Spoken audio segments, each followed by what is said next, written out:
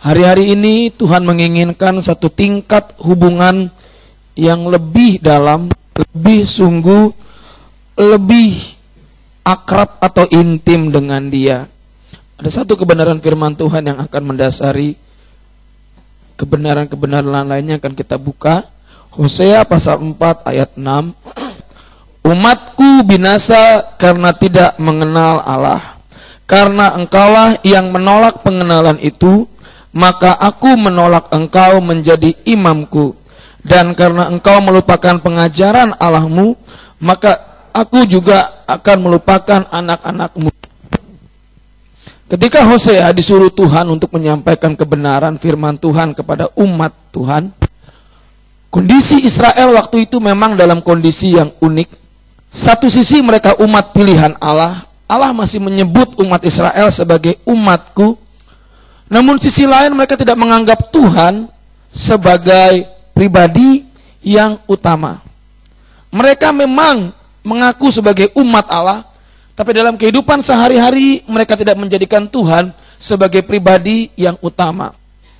Kitab Hosea ini menggambarkan antara hubungan Tuhan dengan umatnya, digambarkan sebagai hubungan suami istri. Hubungan yang begitu intim, hubungan yang begitu akrab. Dan ketika terjadi perselingkuhan, digambarkan Tuhan sebagai kepala keluarga, Israel sebagai istri. Terjadi perselingkuhan, Israel menyembah ilah lain, Israel menjadikan berhala lain sebagai sesembahannya. Di hati bangsa Israel ada Tuhan, tapi juga ada berhala lain.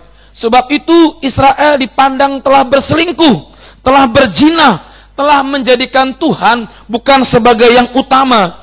Dan Tuhan menyuruh Hosea untuk menikahi seorang perempuan sundal yang bernama Gomer, sebagai tanda bahwa sekalipun bangsa Israel telah bersundal, telah melibatkan di dalam sebuah pelacuran rohani, telah menyembah berhala, telah mengingkari ikatan perjanjian, kasih setia Allah tidak pernah pudar. Allah masih menginginkan agar umatnya kembali kepada Dia. Namun Tuhan juga bilang bahwa yang membuat mereka menjadi binasa sebetulnya adalah karena mereka tidak memiliki pengenalan akan Allah. Hubungan yang renggang. Kata mengenal itu dari bahasa Ibrani da'at. Da'at itu memiliki akar kata yada. Jadi Tuhan menginginkan sebuah hubungan yang intim, yang tidak hanya bersifat legalitas, hubungan yang tidak hanya bersifat sebuah tata cara agamawi yang mereka pikir sudah cukup mereka beribadah. Bapak Ibu Saudara yang dikasihi Tuhan, kalau kita melihat ayat ini, sebetulnya kalau menjadikan cermin dalam kehidupan kita, kita mau bilang sama diri kita, sampai seberapa dalam kerinduan kita pada Tuhan, sampai seberapa sungguh pengandalan kita akan Tuhan, ditentukan dari sebuah skala. Apakah kerinduan kita akan Tuhan itu lebih tinggi dari kerinduan kita mencari uang? Apakah kerinduan kita akan Tuhan itu lebih tinggi dari kerinduan kita untuk mendapatkan kesenangan dunia? Apakah pengandalan kita akan Tuhan lebih tinggi daripada pengandalan kita akan jabatan, kekuatan, kekuasaan, materi yang kita miliki? Kalau semua itu belum bisa melebihi, akan kerinduan akan dunia, kerinduan akan kesenangannya, saya mau bilang hati kita belum terpaut penuh pada Tuhan. Hati kita masih terpaut pada hal-hal lain yang saya pikir bisa membuat hati kita berzina dengan dunia. Kemarin di ruang doa, saya bilang terus terang, kalau konsep penyembahan kita hanya sekedar berwarawiri, tanpa sebuah kerinduan yang begitu menggebu kepada Tuhan, yang begitu haus akan Tuhan, saya pikir kita hanya menganggap Tuhan sebagai satu simbol bahwa saya anak Tuhan, bahwa saya umat pilihan Tuhan, bahwa saya pribadi yang ada dalam rencana Tuhan. Sementara gairah kita, desire kita, kerinduan kita, hati kita, keinginan kita akan Tuhan tidak lebih baik daripada keinginan kita untuk mencari uang. Tidak lebih baik daripada keinginan kita untuk mendapatkan sesuatu di dunia ini. Saudara, kalau standar kita seperti itu, saya pikir kita menyamakan Tuhan dengan apa yang ada di dunia. Seringkali ini terjadi dalam kehidupan kita. Kita bisa berkata, aku merindukan Engkau. Tapi itu diukur dari seberapa banyak kita punya waktu dalam persekutuan dengan Tuhan. Seberapa banyak waktu yang kita investasikan dalam waktu persekutuan dengan Tuhan. Dalam waktu yang dipenuhi oleh sebuah hubungan yang intim dengan Tuhan. Saudara, kita mesti berkaca pada apa yang dilakukan oleh bangsa Israel. Meskipun mereka umat pilihan, namun mereka tidak memiliki satu kerinduan hasrat yang lebih tinggi dari hasrat-hasrat yang lain. Saya bilang, mana ada Pak Yakub, ada Bu Lukas, ada siapa lagi yang jemaat yang di luar anak pastori. Pada awal penyembahan, roh saya seperti marah. Karena menyembahnya sekedar haleluya, haleluya, haleluya. Saya pikir, kalau penyembahan seperti itu orang dunia bisa buat. Tapi ketika sesi kedua penyembahan, apa yang terjadi Pak Yakub? Ketika Tuhan berkata api, Tuhan turun. Saudara tahu, tanpa disentuh, tumbang, prak. Tanpa disentuh, lawatan Allah terjadi. Bahkan acara selesai, lawatan Allah masih terasa. Betul Pak Yakub? Bahkan setelah selesai ibadah doa, sampai jam 5, sampai kami mau ke Skadau terlambat, lawatan Allah masih terjadi. Ketika umatnya, ketika mereka berseru, Yesus, keinginanku, kerinduanku lebih daripada apapun. Tanya Fani. Betul Fani? Kamu rasakan sesuatu yang indah dalam hadirat Tuhan? Yang belum pernah kau rasakan? Pas amin kita doa, dia masih merasakan lawatan Tuhan. Tanya anak-anak yang dilawat Tuhan. Mereka masih merasakan ketika kita amin, mata masih merah, masih ada yang gini. Kenapa? Karena saya bilang gini, kalau you cari Tuhan dengan cara yang seperti itu, kalau you cari Tuhan hanya sekedar formalitas, you gak pernah ketemu Tuhan. Alkitab berkata, carilah Tuhan. Selama ia berkenan ditemui, berseru kepadanya.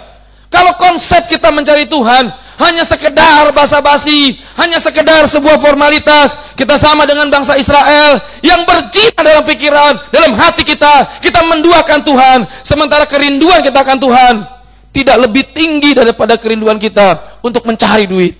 Kerinduan kita akan Tuhan tidak lebih sungguh daripada kerinduan kita untuk mencari istri atau pacar. Kerinduan kita akan Tuhan tidak lebih tinggi daripada kerinduan kita mendapatkan jabatan. Tuhan akan penting kalau kita sakit. Tuhan akan begitu penting kalau kita buntu menghadapi masalah. Tuhan begitu penting kalau kita menghadapi kemustahilan. Maka kita akan menyisihkan semuanya dan kita mulai mengutamakan Tuhan. Karena kita mengalami kebuntuan, kemustahilan, masalah, penyakit, pergumulan yang membutuhkan Tuhan. Baru kita ngecas diri kita, cari Tuhan. Nah masalahnya, kadang-kadang ketika masalah selesai, penyakit sembuh, Tuhan tolong, kita mengalami penurunan rohani. Karena seperti jemaat di Laodikia, penyakit besar orang Kristen ketika mereka merasa cukup. Saya sudah cukup ibadah, saya sudah cukup memberi, saya sudah cukup mencari Tuhan. Saya sudah cukup. Saya sudah cukup melayani. Saya sudah cukup berdoa. Saya sudah cukup kaya. Saya sudah cukup diberkati. Tanpa lebih sungguh pun, saya sudah seperti ini. Saudara tahukah? Kekristenan seperti ini, kekristenan yang dinamakan kekristenan suam kuku. Wahyu pasal 3.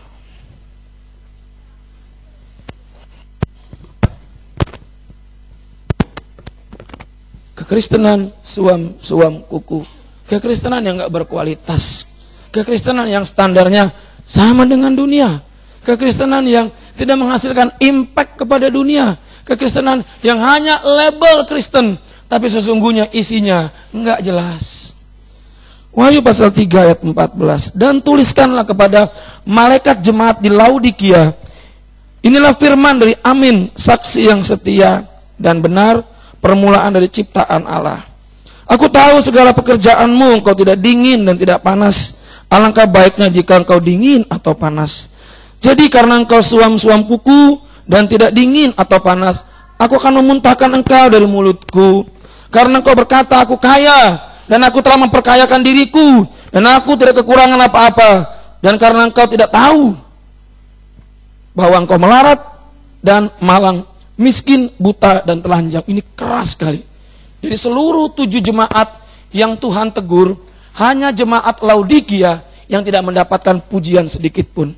Bahkan kecaman luar biasa. Ketika jemaat Laodikia berkata, aku kaya, aku telah memperkayakan diriku, dan aku tidak berkekurangan apa-apa. Tuhan bilang begini, engkau melarat malang, miskin, buta, dan telanjang.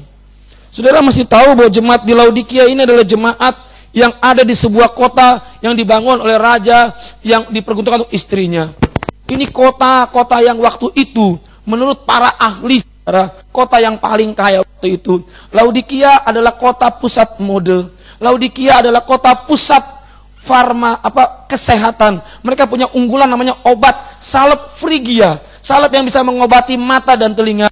Laodikia juga pusat keuangan. Perbankan di sana sangat maju. 3 hal ini yang membuat jemaat di Laodikia mengalami kelimpahan. Ketika tahun 17 dan tahun 60, kota Laodikia mengalami gempa. Pemerintahan Roma ingin mengirimkan bantuan. Orang Laodikia bilang apa? Tidak perlu, karena kami punya segalanya. Penggalian arkeologis menemukan bahwa di Laodikia berdiri 2 atau 3 gereja yang sangat besar, yang sangat kaya, yang sangat makmur. Tuhan bilang begini, aku tahu segala pekerjaanmu. Ini sebuah teguran yang sangat keras. Tuhan bilang, aku tahu segala pekerjaanmu. Dia bilang dia saksi yang setia. Artinya apa yang diucapkan Tuhan, itu mengandung kebenaran yang sangat mutlak. Aku tahu segala kebenaranmu. Engkau berkata kaya, engkau telah memperkaya dirimu. Tidak salah, jemaat Laodikia mengatakan mereka kaya. Secara ekonomi, jemaat Laodikia sangat makmur. Bukankah ini yang dicari oleh umat Tuhan hari-hari ini? Kemakmuran, kekayaan yang membuat mereka bisa bermegah. Aku kaya, sangat kaya, amat kaya, dan amat kaya. Betul? Kalau standarnya itu, Tuhan akan memuji jemaat Laodikia. Kalau standarnya itu, tentu Tuhan berkata, hebat kamu jemaat Laodikia. Kenyataannya jemaat di Laodikia, ini kota strategis, kota yang sangat kaya, kota yang sangat makmur, kota yang sangat menjadi kiblat mode, kiblat kesehatan, sekolah kedokterannya sangat maju. Namun Tuhan mencela mereka. Aku tahu segala pekerjaanmu, segala perbuatanmu. Engkau tidak panas. Kata-kata panas zestos. Bukan panas sekedar panas, tapi panas mencapai titik didih. Kata dingin itu suam, itu dingin, artinya dingin dalam arti 0 derajat. Engkau tidak panas sekali, engkau tidak dingin sekali, engkau di tengah-tengah. Saya mau bilang standarnya Tuhan antara dingin dengan suam-suam itu sama, dimuntahkan. Jadi kalau hidupmu hari-hari ini hanya cukup di mana? Engkau dan aku ada di mana? Kita ada di suam-suam. Dan standar Tuhan dingin dengan suam-suam dimuntahkan. Dingin dengan suam-suam dimuntahkan. Menjijikkan bagi Tuhan. Kenapa? Sesuatu yang kita muntahkan itu pasti menjijikkan. Iya enggak? Saya pernah makan daging yang sudah 4 hari busuk. Ketika saya makan, saya merasa jijik, saya muntahkan. Saya muntahkan. Dan saya enggak menyentuh lagi. Ketika sesuatu dimuntahkan, itu berarti menjijikkan. Amin.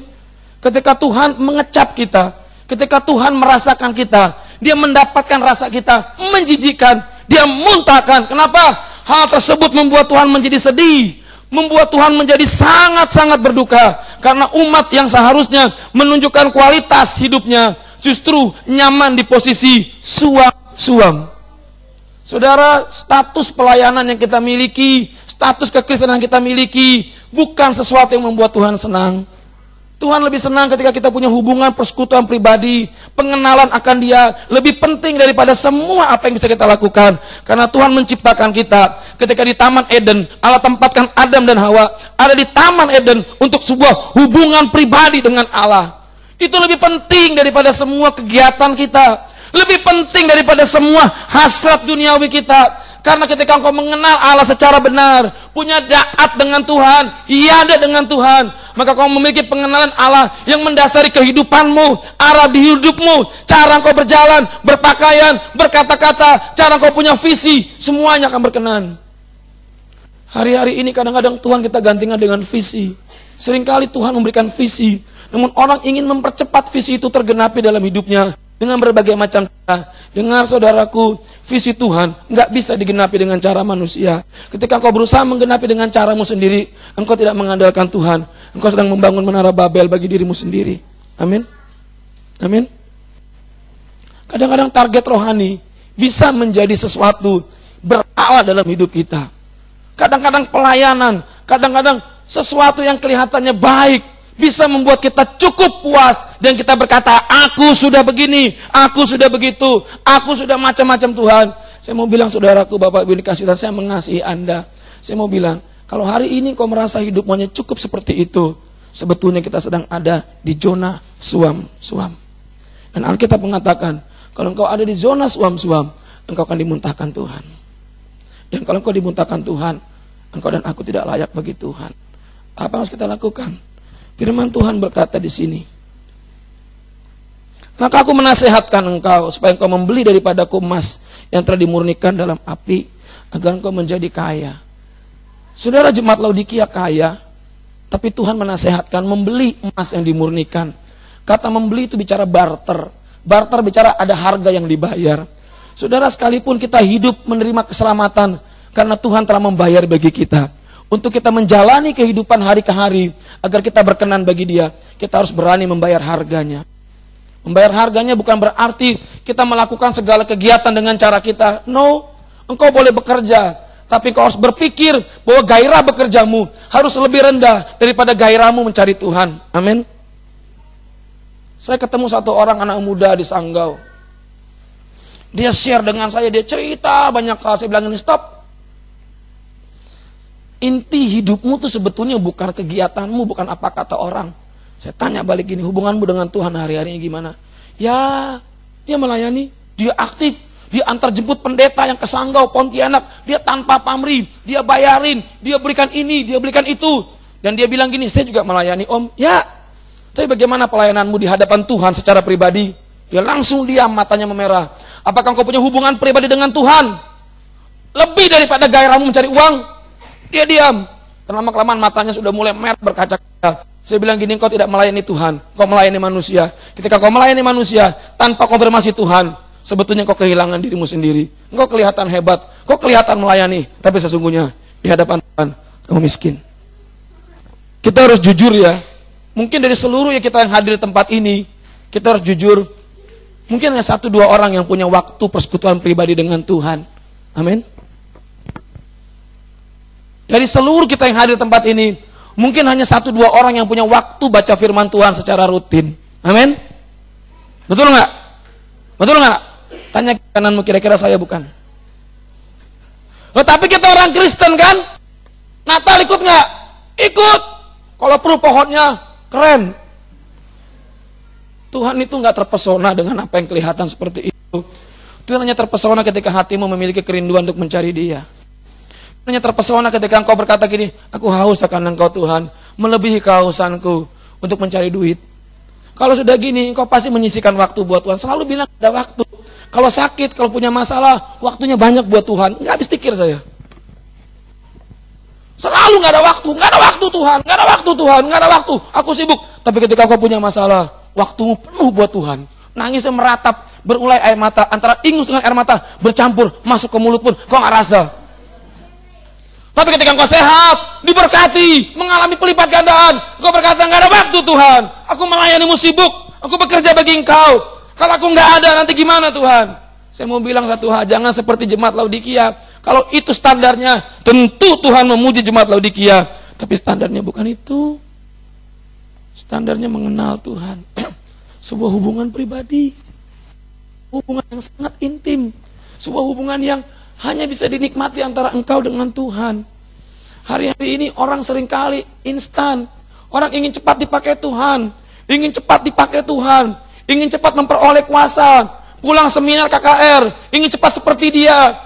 Setiap pembicara seminar KKR enggak langsung seperti itu. Butuh bertahun-tahun, bahkan berpuluh tahun baru bisa ngomong seperti itu. Kita pulang, ingin terapkan, yang penting kita dapatkan ini. No. Saya sering ikut seminar KKR. Yang sering dilupakan oleh kita, bagaimana dia mencapai level itu. Tentu harganya dia bayar sangat mahal. Amin. Pak Johan bilang gini, ada orang punya urapan untuk 2 orang, 3 orang, ada orang punya urapan untuk 50 orang, ada orang punya urapan untuk 100 orang, bahkan ada orang punya urapan untuk 1000 orang, 12.000 orang, 100.000 orang. Tentu diperoleh bukan dalam tempo satu hari, tapi dalam sebuah pergumulan, perjalanan, ketaatan, kerinduan yang sungguh dengan Tuhan. Kalau engkau ingin mengalami Tuhan, kau harus bayar harga. Apa tuh bayar harga? Kau menaikkan standarmu. Kalau kemarin kerinduan kita pada Tuhan masih kalah oleh keinginan nonton bola, kita harus berani berkata gini, Tuhan, aku mau. Saya tanya sama Tuhan begini, apa sih yang dimaksud dengan kerinduan itu? Kalau kerinduanmu akan aku masih kalah dari kerinduanmu nonton bola, engkau sesungguhnya belum merindukan aku. Kalau kerinduanmu akan aku masih kalah daripada keinginanmu yang lain, engkau sesungguhnya belum merindukan diriku. Wah, di situ saya malu, saudara. Saya berkata sama Tuhan, ajarku memahami Tuhan, dan berikan aku gairah itu, supaya dalam setiap waktu ada sebuah kerinduan yang tertanam, yang membuat aku nggak nyaman kalau aku nggak menemui engkau secara pribadi. Amin. Hari-hari ini kau naik ke tingkat lebih tinggi. Next level bukan hanya bicara soal berkat yang besar, tapi kapasitasmu, daya keinginanmu itu digenjot lebih tinggi dari hari kemarin. Bayar harga, sisihkan waktu, paksakan dirimu. Kita kadang-kadang menyembah hanya sekedar haleluya. Saya bilang kemarin di ruang doa, saksinya Pak Yakub, kalau engkau lapar dan haus akan Tuhan, engkau menjerit, Tuhan, aku lapar engkau. Sama Tuhan, baru kau rasakan api Tuhan turun. Ada Vina kemarin ya, sebelahmu tumbangnya, disentuh nggak? Disentuh nggak Vina? Kau ikut meluk orangnya kan? Setelah ibadah amin masih nggak? Gini-gini, masih nggak? Ketika mereka berseru, teriak, Tuhan, bukan cuma bahasa roh loh. Tuhan, aku lapar kan kau. Tanya Ibu Vina tuh, di sebelah dia pas, bubrak. Saya kaget, sampai Olive lari, ngambil apa? Kain untuk nutup. Saya pikir Olive takut tumbang juga. Ternyata dia ambil kain tutup. Kerinduan itu yang menggerakkan Tuhan. Bukan hanya bahasa rohmu, bukan hanya pelayananmu, bukan hanya hasil berkat yang kau peroleh dari Tuhan. No, jangan buat dirimu sampai pada level Tuhan berarti ketika engkau punya masalah. Tuhan berarti ketika engkau punya pergumulan. Setiap hari Tuhan berarti. Karena kita meletakkan Tuhan di atas semua kerinduan kita, baru kita bisa kata, Tuhan, engkaulah kerinduanku. Saudara rindu malam hari ini mengalami Tuhan. Saya bukan dukun yang bisa membawa engkau ketemu Tuhan. Saya hanya pendeta yang menyampaikan isi hati Tuhan. Itu semua tergantung Anda. Kerinduanmu lah yang mengantar engkau bertemu Tuhan. Mazmur 42, kerinduan akan Tuhan itu membuat Daud seperti tanah kering yang berair. Itu begitu dia rindu akan Tuhan, sampai dia bilang gini, seperti tanah kering yang berair, yang merindukan air Tuhan. Aku merindukan engkau Tuhan. Sampai segitu gilanya gitu loh, baru engkau merasakan Tuhan. Kenapa kekristenan kita begini-gini aja? Kenapa kita sering kalah sama masalah, sering terpengaruh oleh dunia? Bukannya kita menggarami dunia, tapi dunia menggarami kita. Cara hidup kita, pola pikir kita, sama seperti jemaat di Laodikia, yang membanggakan sesuatu yang kelihatan. Dan kita bilang gini, aku sudah kaya, aku sudah memperkayakan diriku. Tuhan bilang gini, kamu miskin, kamu miskin, kamu miskin. Beli daripada aku emas yang dimurnikan. Artinya apa? Bayar harga, ganti pakaianmu. Minta pakaian dari Tuhan, pakaian melambangkan jubah kekudusan. Ganti pakaian yang kotor, kita telanjang di depan Tuhan. Kita malu, kita mengalami satu yang mempermalukan kita. Tapi Tuhan mau kasih pakaian itu, karena Dia mengasihi kita. Semua itu diperoleh ketika hubungan dengan Tuhan dipulihkan. Saudara mau bosan, mau marah sama saya, terserah. Saya ngomong belak-belakan, kau harus punya hubungan pribadi dengan Tuhan.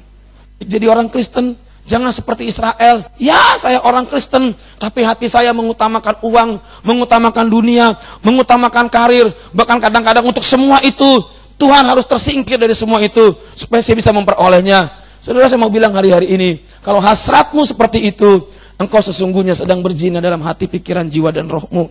Kita menduakan Tuhan. Rumah tangga, perselingkuhan, itu ketika salah satu pasangan, itu mulai mendua hatinya. Orang selingkuh itu gampang. Yang pertama, lebih suka pada yang lain daripada pasangannya.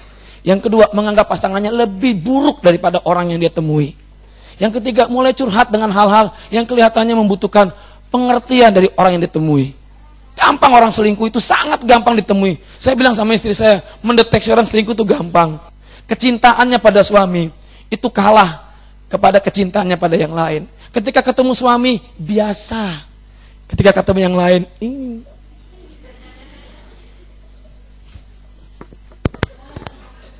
ketemu suami, ngapain sih? Ngapain sih sini sih? Pulang sana ngurus anak. Tuh bebek belum dimasukin tuh. Ketemu yang lain. Suamiku itu nggak ada gunanya, atau istriku tuh nggak ada gunanya. Dia nggak mengerti saya. Oh, nggak mengerti kamu kok bisa punya anak ya? Suamiku tuh nggak ada gunanya. Aduh, ampun dia ada ngeri gini dia mulai cerita dan dia mulai merindukan pribadi yang lain. Mungkin mereka punya persetubuhan, tapi dalam persetubuhan tersebut, mungkin di pikiran yang selingkuh dia bayangkan itu yang lain. Kita bisa ibadah, kita bisa bergereja, tapi hati kita di mana? Mendeteksi pasangan selingkuh itu gampang. Lihat aja ketemu mukanya mesem atau bisa dibuat pura-pura ling yang atau han. Kalau saudara mau ketemu Tuhan, kerinduanmu lebih daripada yang lain, engkau akan haus lari seperti film kuci-kuci hotehai Pak Bucunya. La la la. Wis. Saudara rindu lebih daripada yang lain, itu proses. Dimulai dari kapan? Ketika engkau dengar firman malam hari ini, kau mau cari dia. Jangan selingkuh rohani. Terlalu banyak Tuhan kecewa dengan kita yang hari-hari ini selingkuh rohani. Kita Kristen tapi hati kita ada uang, harta, tahta, kekayaan, wanita, pria lain. Yang membuat kita, ini kadang-kadang saya kalau dengar om doakan, sakit, baru kelihatan gitu. Bukan neneng kelihatan ketika sakit. Seperti yang neneng nongol. Kenapa? Minta didoakan. Oh iya gak apa-apa. Sembuh. Neneng. Ketemu di jalan, menghindar. Ada om, nanti ditanya. Kalau pakai motor, helmnya ditutup, yang gelap, nunduk. Lagi ada masalah, nyari om. Mana Bapak Pendeta kita nih, sibuk sekali. Saya bilang gini, kemarin saya gak ketemu dia selama 3 bulan, kok sekarang nyari saya terus ya? Itu Bah Om, salah berat sekali nih. Aku sudah sujud di altarnya, gak ada apa-apanya. Oh iya kah? Kau jangan rindukan saya, rindukan Tuhan. Saya ini manusia. Jangan cari saya untuk seperti lebih daripada Tuhan. Kalau engkau mencari saya lebih daripada Tuhan, penyakitmu gak sembuh. Kalau engkau mencari saya lebih daripada Tuhan, masalahmu gak selesai. Saya gak bisa selesaikan masalahmu, gak bisa sembuhkan penyakitmu. Istriku kalau pusing aja aku juga bingung. Aku pijit-pijit dia sampai malam, sampai tenang, sampai dia tidur, aku selimuti dia, aku berjaga. Saya bilang gini, bukan semua setan, semua nyamuk dalam radius 2 meter, awas kalian. Saya bukan dukun. Anakku kalau batuk saya kadang-kadang panik. Iren kalau sakit saya pegang, saya peluk dia, saya kadang-kadang sedih. Tapi kalau kau mencari saya lebih daripada Tuhan, saudara membuat saya seperti Tuhan dalam hatimu. Engkau punya kuasa yang sama. Kemarin satu orang namanya Sherly mendoakan satu orang tumbang. Saya doakan orang gak tumbang tuh. Artinya apa? Tuhan bisa pakai orang yang tulus hati. Bukan berarti saya gak tulus. Bagiannya dia udah dibaptis Roh Kudus dengan sampai masih begini-gini. Saya bilang gini sampai subuh gak selesai. Ya beli nih. Gak selesai nih. Masih kita bingung. Ini gimana nih? Panggil tante. Kenapa? Itu bidangnya dia. Tante datang berhenti. Ada saya nangis lagi. Itu bukan bidang saya. Saya tahu diri. Pelayanan saya bukan di situ. Saya bilang panggil tante datang Bu ya. Dipeluk, didoakan. Tante cerita, ada satu anak luka batin begini, ada yang lain gini, ada yang lain gini, ada yang lain gini. Ya, itu suami istri saling melengkapi. Saya nggak mungkin peluk sayang. Aku di sini. Jangan. Halo. Kalau engkau menjadikan saya lebih daripada Tuhan, engkau sedang memberhalakan saya. Kalau engkau menjadikan pekerjaanmu lebih dari Tuhan, engkau menjadikan pekerjaanmu berhala. Itu terjadi seperti jemaat Laodikia. Malam hari ini, mau bayar harga enggak? Bayar harga itu gampang. Yang pertama bilang sama Tuhan gini, yang paling simpel, tuntun aku di jalan dan mampukan aku berjalan dalam kehendak-Mu. Dituntun Tuhan enggak langsung yang tinggi-tinggi. Anak baru belajar berjalan, enggak langsung suruh lari. Dia akan jalan pelan-pelan, baru berdiri gini. Ini mungkin kita baru bangkit. Setelah sekian lama tertidur mati rohani, kita mulai bangkit. Enggak langsung suruh perang. Belajar berdiri dulu. Iya, jalan. Iya. Haleluya, mulai berdiri. Iya. Tuhan enggak izinkan setan langsung. Kadang-kadang kenapa setan nongol? Kadang-kadang yang kita tanam, yang kita pakai dahulu itu keluar lagi. Kenapa? Dia nggak betah dalam hidupmu. Karena ada hadirat Tuhan. Amin. Jangan langsung down. Tuhan, ada setan. Om Roni mana? Ini udah habis suaraku ini. Nanti takutnya kalau ngusir setan gini. Setan yang begini. Terus gue harus takut gitu. Kita mau bayar harga malam hari ini.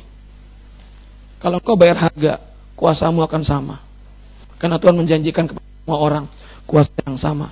Efektifnya itu ditentukan oleh kepercayaanmu, kemauanmu untuk hidup dalam kehendak Dia.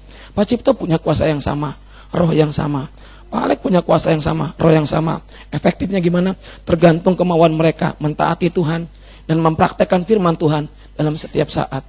Halo, kalau hari-hari ini hati kita mulai berpaling daripada yang lain, kita mau bertobat malam hari ini. Besok jatuh lagi, bertobat lagi. Jatuh lagi, bertobat lagi. Itu lebih baik daripada dengar firman tapi nggak ada respon sama sekali. Orang seperti ini nggak pernah bertumbuh. Orang seperti ini nggak pernah merasakan kasih Tuhan. Orang seperti ini bebal. Orang seperti ini seperti orang yang Tuhan ketuk pintu berkali-kali, namun nggak pernah bukakan pintu karena tuli rohani. Tuhan ketuk pintu berkali-kali, namun nggak pernah bukakan pintu karena berpikir aku lagi sibuk Tuhan. Namun ketika dia punya masalah, dia buka pintu, dia menjumpai Tuhan, dia mencari Tuhan, dia bingung di mana Tuhan. Tuhan berkata gini, aku nggak jauh dari dirimu. Cuman kau nggak pernah merasakan aku. Karena hati nuranimu, pikiranmu sudah demikian tumpul. Sampai-sampai diriku sendiri yang begitu dekat dalam dirimu, engkau nggak pernah rasakan. Kenapa? Terlalu sering kau tinggal dalam kesenangan dunia. Dalam dunia yang buat engkau sukacita, berhura-hura. Sampai kau lupakan kehadiranku yang paling nyata dalam hidupmu. Malam hari ini, seberapa tumpul rohani kita ditentukan dari seberapa kita terikat akan dunia. Tapi kalau engkau mau masuk ke level lebih tinggi, kita mau bayar harga malam hari ini. Kita mau bilang sama Tuhan, Tuhan, buat aku memiliki gairah kembali. Satu ayat terakhir sebagai penutup.